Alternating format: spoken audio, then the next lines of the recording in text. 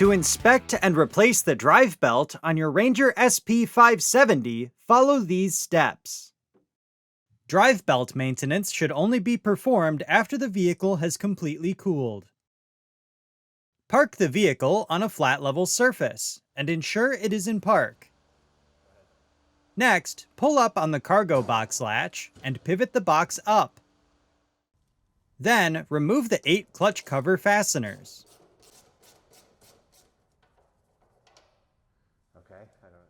Continue by pivoting the bottom of the cover outward and over the suspension. Then, pivot the front of the cover out to remove, while taking care to avoid damaging the cover gasket. Inspect the cover gasket for wear or damage and replace if necessary. Before continuing, take note of the drive belt direction of rotation. The belt must be installed in the same direction if reusing. Next, insert the clutch spreader tool from your toolkit into the threaded hole on the driven clutch, and turn clockwise to spread the clutch.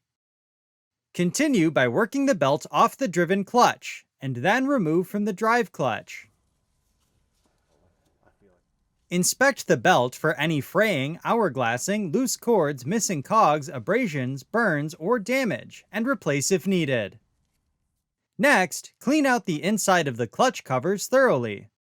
Also, remove all debris from the entire clutch air duct passage near the front driver's side of the engine. If replacing the belt, ensure the part number on the belt is facing outwards when installed.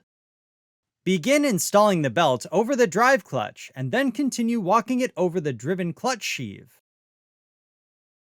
Then, completely remove the clutch spreader tool. Next, rotate the driven clutch 5 to 7 times by hand to help seat the belt.